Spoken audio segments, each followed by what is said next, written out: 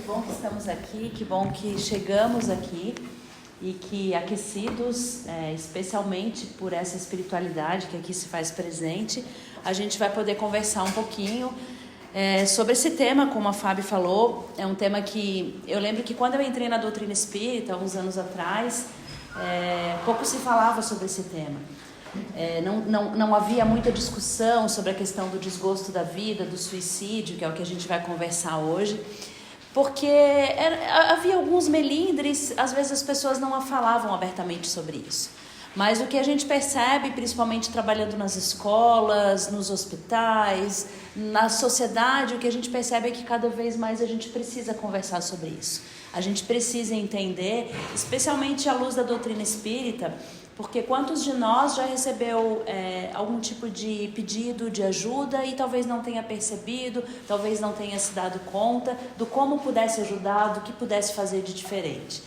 Muitas vezes a gente é questionado porque sabe-se que acreditamos na vida após a morte, sabe-se que acreditamos no que acontece. Então, o que acontece com esse espírito quando ele morre, quando ele desencarna? Então, é sempre importante a gente falar sobre isso.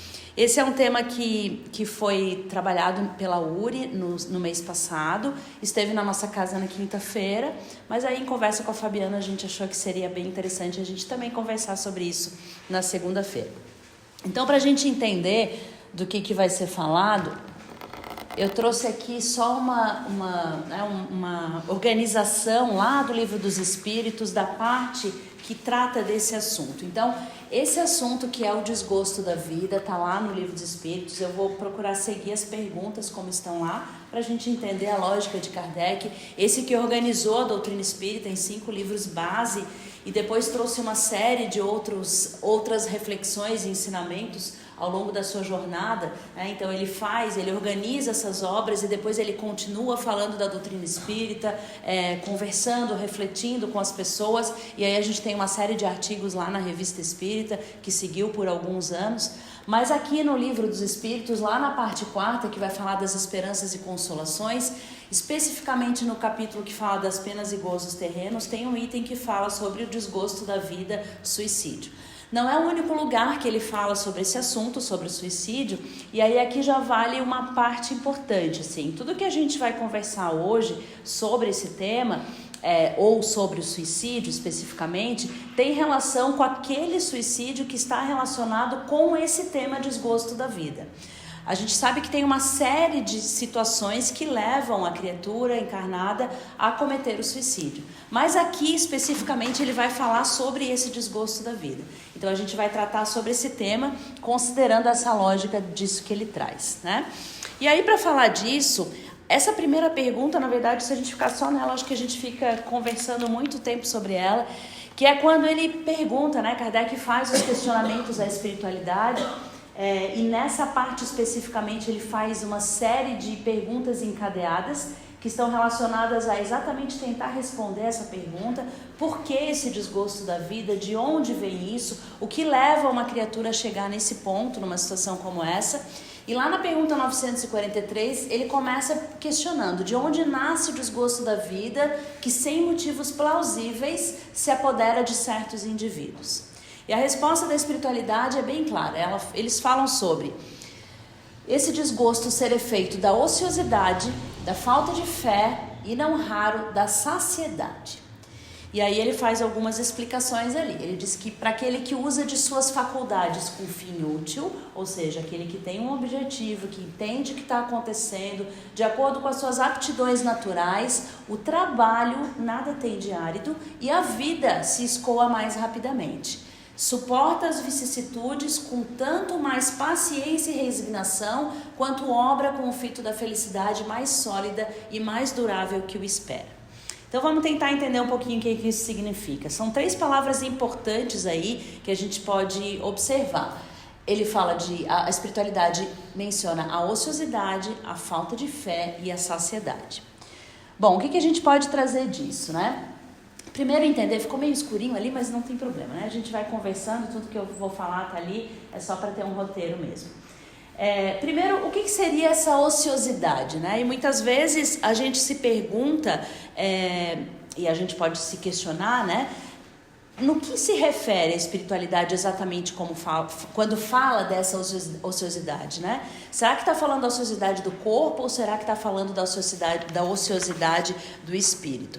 E aí, quando a gente fala em ociosidade, essa palavra, ela tem relação lá no dicionário com inatividade. Então, o dicionário lá menciona dessa forma: falta de disposição, falta de pressa ou falta de empenho, ainda é relacionado a preguiça, indolência e moleza. Então, o que acontece com o indivíduo para chegar nessa situação, né? Então, vamos pensar na ociosidade do corpo. Em várias situações das nossas vidas, a gente se coloca, né, numa condição de ocioso, né, ou tendo vivenciando algumas situações de ociosidade. Isso é fato, né? Mas a espiritualidade chama a atenção de que essa ociosidade, ela não é só do corpo. Porque se a gente pensar por outro lado, por mais que a gente tenha esses momentos de ócio, hoje em dia a nossa vida ela é extremamente tribulada. Então, se cada um de nós pensar no tempo que a gente tem para descansar, a gente conta nos dedos quanto que é esse tempo. Já foi-se o tempo, talvez, em que a gente tinha mais tempo para ser ocioso. O fato é que a vida hoje não nos permite muito dessa ociosidade do nosso corpo. Então, a gente está sempre em muito movimento, é fato. Mas aí parece meio contraditório. Como é que a gente está sempre em movimento e a espiritualidade fala de ociosidade? A ociosidade que eles mencionam ali é a ociosidade do espírito. Essa sim talvez nos leve ao desgosto da vida. Essa sim talvez nos leve a vivenciar situações que a gente acaba se perdendo, né? Então a gente está muito preocupado com as questões materiais, a gente está vivenciando essa correria do dia a dia e a gente não se percebe muitas vezes deixando de lado essas questões do espírito, né? Então essa contradição a gente precisa começar a observar, né? Eles falam da ociosidade do espírito porque o nosso corpo nos dias de hoje, talvez, né, a matéria, a nossa vida em sociedade, talvez não nos permita tanto esses espaços de ociosidade, né? E aí, quando ele trata da ociosidade do espírito, em várias obras a gente percebe a indicação sempre ao trabalho, e a pergunta já fala do trabalho, né? Quando se trabalha, quando se busca o objetivo, é difícil que a gente dê espaços para esse tipo de coisa. Então essa ociosidade, ela está muito ligada, né? Combater essa ociosidade está muito ligado ao fato de quando a gente se sente útil ao nosso semelhante, a gente acaba proporcionando a nós mesmos uma autoestima que é importante de ser considerada, né? Então, para que a gente não se deixe levar, por isso que a espiritualidade chama atenção em relação ao desgosto da vida, a gente precisa ficar atento aos momentos ou aquilo que a gente tem permitido chegar próximos de nós em relação à ociosidade, né? Ou seja, aquilo que a gente não tem desenvolvido, aquilo que a gente não tem conseguido fazer, né? E ali está dito, né, que a agenda cheia, o movimento, não deixa o espírito em funcionamento o tempo inteiro, digamos assim, né? Às vezes a gente tem tanta coisa para fazer que a gente esquece de olhar para as questões espirituais. E quantos espíritos desencarnam, não só pelo suicídio, mas percebem que viveram intensamente algumas coisas, mas que estacionaram em relação ao seu crescimento moral e ao seu crescimento espiritual. Então é sempre importante a gente lembrar disso, né? Sempre importante lembrar que se a gente se deixar levar por essa ociosidade, a gente pode, né, cair nessa questão do desgosto da vida.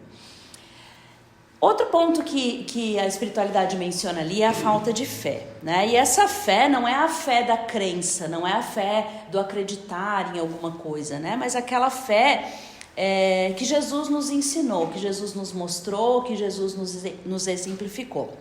E aí eu trouxe um caso que vem lá, que é narrado, né, lá no livro Estante da Vida, pelo irmão X, esse livro é de Chico Xavier, em que ele faz uma série de relatos, ele conversa com uma série de espíritos que desencarnaram, e esse espírito especialmente era uma moça, era tida, né, como tímida, honesta, de instrução, devotada, então ela ia muito à igreja, morava no Rio de Janeiro aos 32 anos de idade e cometeu o suicídio. E ela alegava, nesse momento da entrevista, em que ela já estava consciente do seu ato na espiritualidade, ciúmes do marido que estava cuidando com ele, querendo ficar com outra pessoa, né? E aí o irmão X pergunta para ela, né? Quando fala sobre o que aconteceu, quando ela se dá conta disso, pergunta para ela se ela possuía alguma fé religiosa que lhe desse convicção na vida depois da morte. Se ela tinha conhecimento disso no momento em que ela estava encarnada.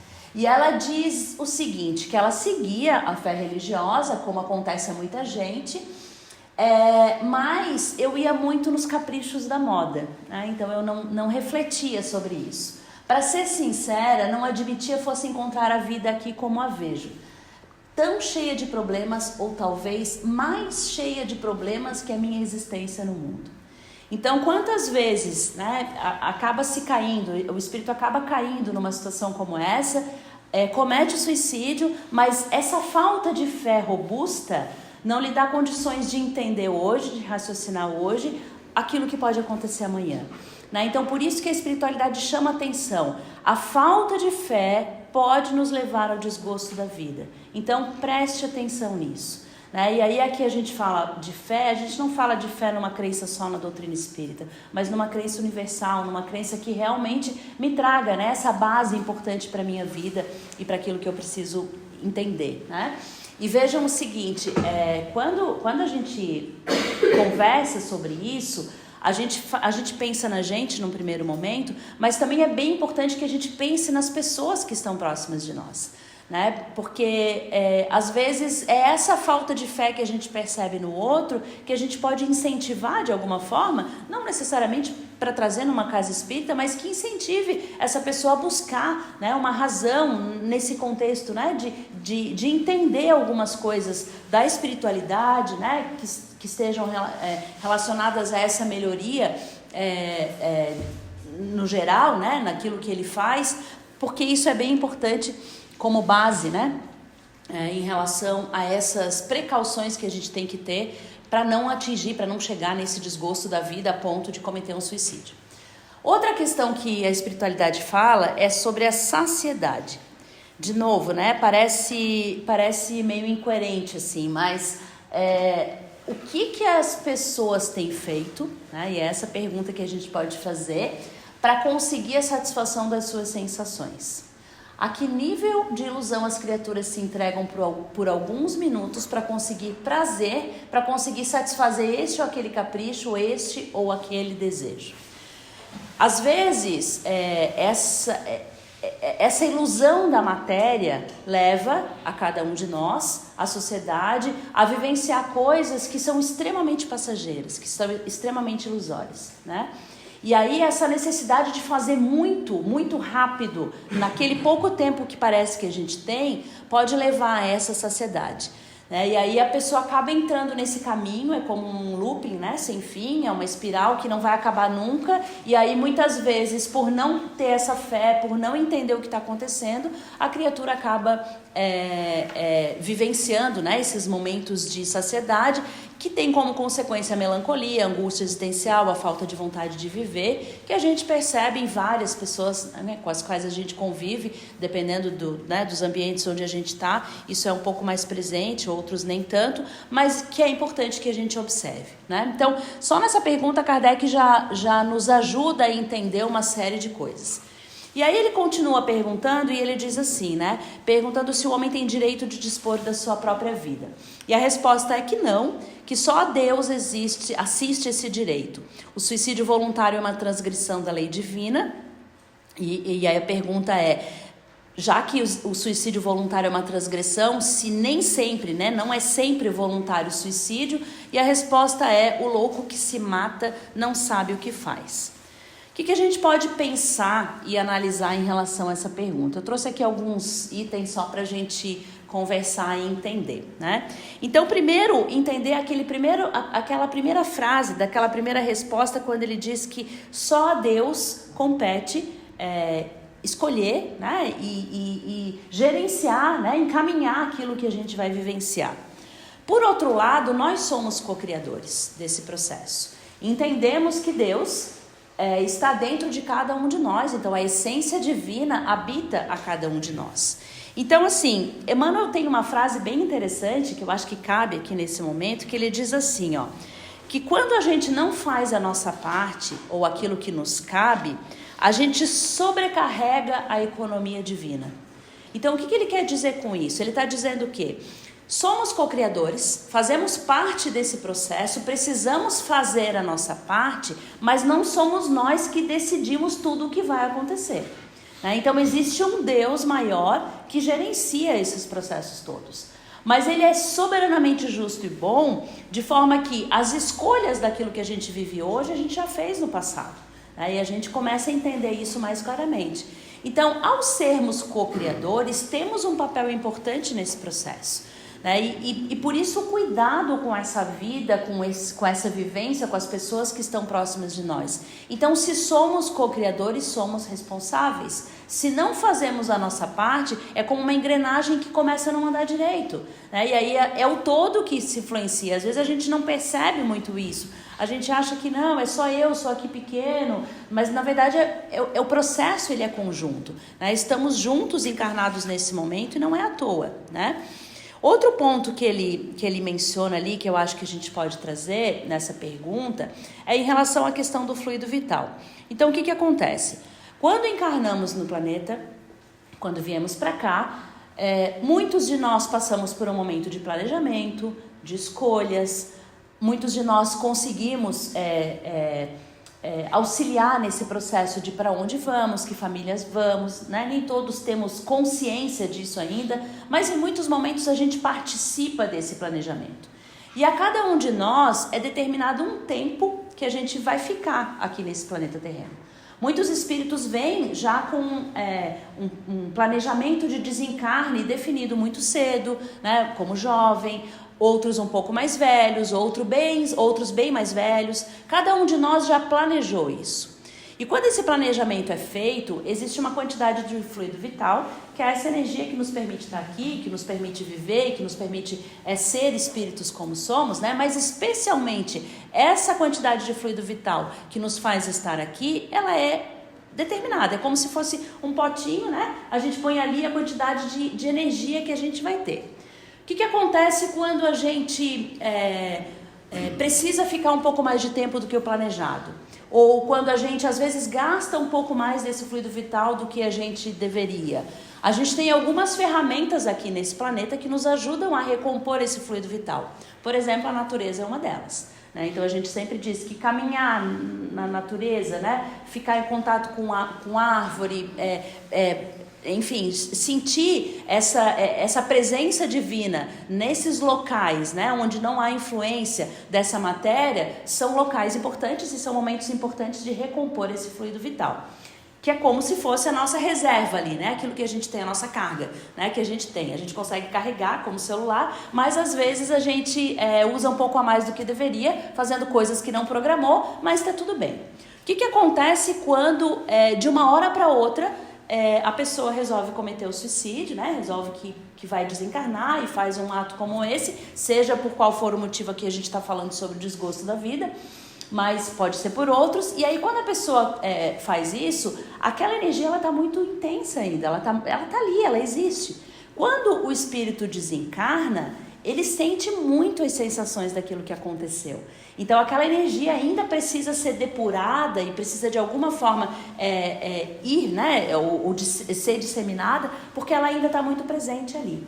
Então é como se a gente antecipasse algumas coisas, E é isso que acontece. Por isso que o relato da espiritualidade, em alguns livros importantes, em algumas obras importantes que falam sobre isso, ele acaba sendo interessante de a gente conhecer com esse olhar de entender, Então, existe um livro que chama Memórias de um Suicida, que é um livro que relata como que funciona esses locais onde os suicidas normalmente se colocam.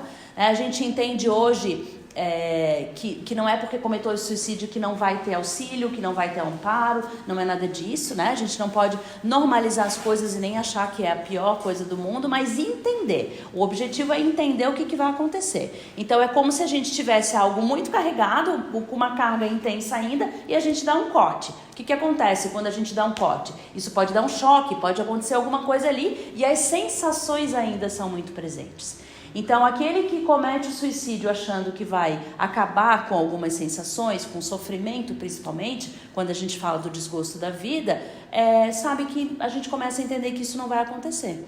Porque aquela dor, aquela tristeza, aquela melancolia, ela vai continuar, né? Porque, como relatava aquele espírito que desencarnou ali, né? Aquela mulher, às vezes até pior do que eu imaginava. Por que pior? Porque ao desencarnar, eu começo a ter clareza de algumas coisas, né? E conhecer ou lembrar de algumas coisas que aqui eu não tinha, né? Então, esse processo ele é muito doloroso para esse espírito que desencarna, né? Por isso que é importante falar disso. Quando a gente fala de livre-arbítrio, a gente tem um livre-arbítrio quando a gente está aqui, né? Mas a gente precisa seguir algumas regras que são determinadas pela espiritualidade superior, por esse Deus maior, né? Então a gente recebe oportunidades. A gente não decide tudo, eu quero nascer hoje, eu vou para a família tal hoje. Não é assim que funciona na espiritualidade. Existem regras. E à medida em que a gente vai evoluindo nesse processo, a gente também vai entendendo que a gente precisa de ajuda, né? Essas regras são auxílios para a gente, porque a gente não tem maturidade. É como pedir para uma criança, um bebê, cuidar das finanças da sua casa. A criança não tem maturidade, não sabe, não conhece, não dá certo, né? Então à medida em que a gente vai crescendo, a gente vai entendendo da importância dessa ajuda, né? Então a gente tem sim aqui o nosso livre-arbítrio, né? A gente não escolhe algumas coisas, principalmente o nascer e o desencarnar. São duas coisas importantes ali, né? Que daí a espiritualidade menciona em várias obras, né? Então, esse livre-arbítrio não nos dá o direito de escolher o momento em que a gente vai desencarnar. A gente não tem esse direito como espírito encarnado aqui. A gente pode fazer isso? Pode. A gente tem ferramentas para isso? Tem. Mas a gente precisa atentar a essa característica que nós temos de espíritos encarnados e desencarnados, que é o livre-arbítrio, para também saber como usar isso, né? Usar isso da maneira correta, da maneira coerente, buscando tudo aquilo que a espiritualidade nos chama atenção e que é importante que a gente observe, né? E outra coisa que é importante a gente observar, que é aquela última fala, né, de que o espírito é indestrutível e que tem relação com a vida que continua após o desencarne, né? E aí a fala que diz lá, o louco que se atira, né, ou que se joga de uma ponte e não tem ideia do que faz. Então é bem importante a gente observar isso. A cada um de nós, ou cada um de nós já tem um nível de conhecimento que nos permite assimilar algumas coisas. Mas algumas pessoas encarnadas aqui na Terra, desencarnadas também, não têm conhecimento de algumas coisas, né? Então, é claro que é completamente diferente eu analisar situações de alguém que se atira de uma ponte porque está, né, com problemas psiquiátricos, psicológicos, enfim, uma série de coisas ali, daquele que faz por livre e espontânea vontade, né? Então ele chama atenção disso, assim, é preciso que a gente observe o livre-arbítrio, é preciso que a gente observe tudo isso que acontece. Porque às vezes parece que a gente pega todo mundo que comete suicídio e coloca tudo numa caixa junto, né? E a gente não pode fazer isso. Assim como a gente não pode se colocar todos juntos, né? Que cada um de nós precisa ser tratado com as suas diferenças e com as suas características, né? Para que a gente consiga entender. E eu acho que é por isso que essa doutrina tanto nos ajuda nesse sentido, né? Vamos lá. A próxima pergunta é o que a gente tem que pensar, o que a gente pode pensar desse suicídio que tem como causa o desgosto da vida. Então vamos pensar assim, o suicídio ele pode ter uma série de causas. A gente não vai falar de todas aqui, desde o início eu já disse isso, mas o que a gente fala especificamente quando o suicídio vem a partir dessa situação do desgosto da vida? E a resposta é, insensatos, por que não trabalhavam? A existência não lhes teria sido tão pesada. E aí a gente conhece, né? A gente lê, a gente aprende uma série de obras que são aí tratadas, né, e trazidas para nós, da importância desse trabalho, né? E lá no livro Pensamento e Vida, o Emmanuel traz uma das mensagens em que ele vai falar da diferença desse trabalho que a gente pode viver, que é o trabalho ação e o trabalho serviço. E às vezes a gente se confunde um pouco nesse trabalho, né? Então o que ele diz pra gente? Ele diz que quando a gente acaba vivenciando esse trabalho ação, a gente realmente faz a diferença no nosso entorno. A gente realmente auxilia o nosso próximo, a gente modifica o nosso entorno, mas a gente esquece de cuidar da gente.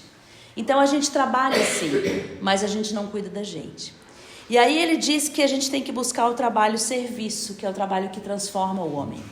Então é esse trabalho que de verdade nos dá a vontade de fazer diferente para o meu próximo, mas também para mim mesmo. Eu escutei uma palestra do Jorge Alahá, em que ele vai falar sobre uma conversa que ele teve uma certa vez com uma pessoa que era espírita e que vivenciava problemas seríssimos na sua família. Então essa pessoa veio até ele num atendimento fraterno e dizia assim: eu não sei mais o que fazer, porque eu faço evangelho no lar, eu vou para a casa espírita, eu vou na doutrinária, eu faço minhas preces todos os dias e mesmo assim eu estou com um problema seríssimo com a minha filha envolvida em drogas, eu vivo tumultuado com meu marido em brigas recorrentes, eu não sei mais o que eu faço, não sei mais a quem recorrer. E aí o Jorge Alahá chama a atenção desse trabalho, né? Então vamos imaginar, é uma ceareira, uma trabalhadora da casa espírita, que tem conhecimento, que sabe o que está acontecendo, parece nós, né? A gente, nem quem não, né? Por isso que é importante a gente ver os exemplos, porque a gente traz pra gente, né? Então, vem pra casa espírita, trabalha, né? Tem uma série de coisas e vivencia desafios, faz o quê, né? E aí ele diz que às vezes a gente fica só olhando para o trabalho, ação, e esquece dos vários outros tipos de trabalho, né? E aí ele sugere assim, às vezes a questão não está na casa espírita, porque a mãe dizia assim, mas eu tento trazer minha filha para evangelização, ela não quer vir para evangelização, e eu trago toda semana, ela não quer vir, mas talvez não esteja aqui o caminho dessa filha e desse espírito, né? E aí ele chama a atenção assim, de que a gente precisa como espírita, como cristãos, começar a trazer mais à tona a importância desse trabalho na nossa sociedade como um todo. É o trabalho ligado à cidadania, é o trabalho ligado a olhar para o outro, a cuidar das nossas coisas, a cuidar do nosso lixo, da nossa água, do nosso planeta, que vai para muito além da casa espírita. Então que a gente comece a ampliar esses nossos horizontes, porque quantos de nós passam por situações difíceis? Quantos de nós tem conhecidos que às vezes vêm em desespero até nós pedindo ajuda e a gente não sabe muito bem o que faz, não sabe muito bem o que falar. Claro, a gente fala de Jesus, fala de fé, mas às vezes a pessoa não está vivenciando isso e é uma grande dificuldade. E aí ele chama a atenção disso, assim, vamos começar a observar mais essa sociedade, aquele que está no nosso lado, aquele próximo que não está na nossa família necessariamente, mas que está precisando de ajuda. A nossa sociedade vivencia momentos difíceis, a gente sabe disso, e a gente precisa cuidar disso, né? Então o convite que ele faz, até para que a gente combata muito disso que se fala, que é o vazio existencial, que são as dificuldades que muitos têm passado, né? Essas doenças da alma que têm vindo cada vez mais à tona e que às vezes a gente não sabe muito como lidar, elas perpassam essas mudanças, que são umas mudanças coletivas, que não são necessariamente individuais.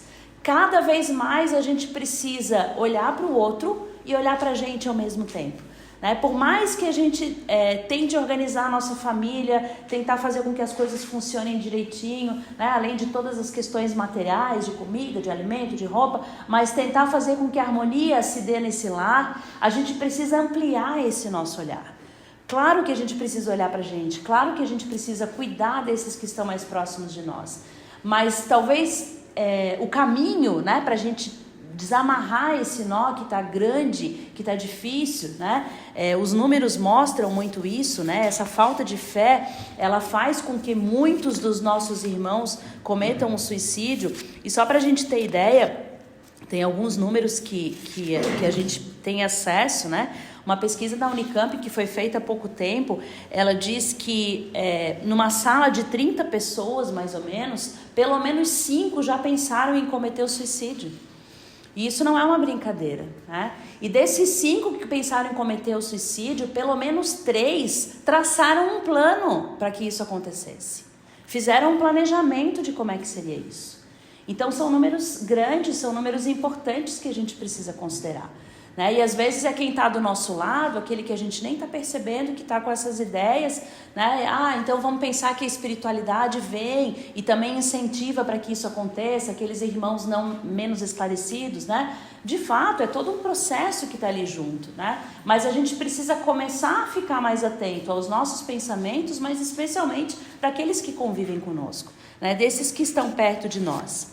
E aí, eu lembro bem, assim, né? De uma das, várias coisas que eu acabei estudando em relação a isso. Uma das que me chamou muito a atenção foi aquele momento em que Maria, né? Deixa eu até pegar aqui as falas, porque eu acho que é bem importante, né? A gente sabe que Judas comete o suicídio, né?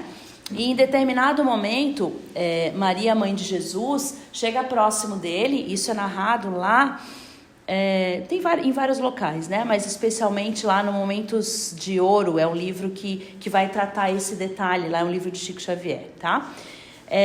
Maria chega perto de Judas depois de algum tempo, depois dele já ter se dado conta, né, de tudo que aconteceu com Jesus, a crucificação, ambos desencarnados, e ela chega perto dele, né, e diz assim, e ele muito triste, chorando, e ela pergunta: meu filho, por que choras?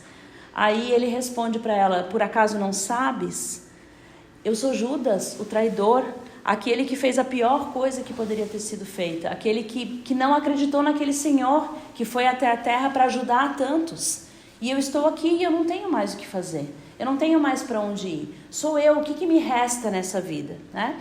E Maria, com toda a sua amorosidade, né, com tudo aquilo que sempre representou a todos nós, mas especialmente naquele momento, junto de Judas, e ela disse a ele: o que importa? De nada importa. Eu vim aqui para cuidar de você, eu vim aqui para estar com você. E ele não reconhece ela no primeiro momento, e essa conversa continua entre eles, até que ela diz, até que ele reconhece, muito emocionado, né? Dizendo: mas como que tu consegues? Afinal de contas, eu fui responsável pela morte do teu filho e da forma como foi. E aí, claro, ela envolvendo ele naquele amor todo, né?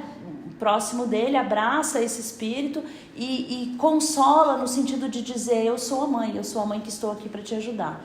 E assim como estou aqui para te ajudar, estou para ajudar a todos aqueles que precisam de auxílio, que precisam de amparo.